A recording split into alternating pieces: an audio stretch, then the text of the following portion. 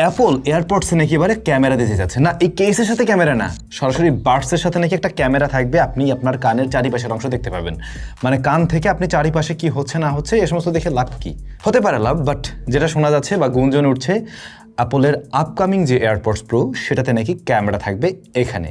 এছাড়া স্পেশাল যে সাউন্ড সিস্টেমটা ওটাতে আরও বেশি ইমপ্রুভমেন্ট আনতে চলছে।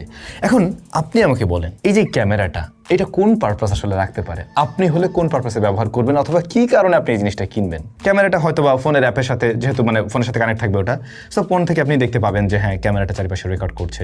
এটা কি স্পাই ক্যামেরা হিসেবে ব্যবহার হতে পারে, নাকি স্পাই ক্যামেরার বাইরে গিয়ে অন্য কোনো মানে রেগুলার কোনো টাস্কের জন্য দরকার হতে পারে? আমার তো মনে হয় অ্যাপল যেহেতু নিয়ে আসছে, এটার হয়তো অন্য কোনো ইউজ কেস থাকতে পারে, শুধুমাত্র চারিপাশের সবকিছু রেকর্ড করার জন্য না, এর বাইরেও অন্য কোনো কাজ করতেই পারে। হয়তো বা এমন হতে পারে যখন ও দুই পাশের ক্যামেরাকে ব্যবহার করবে, এটা 360 ভিডিও দিতে পারে। আপনি কোনো এক জায়গায় ঘুরছেন, ভ্লগ করতে চাচ্ছেন,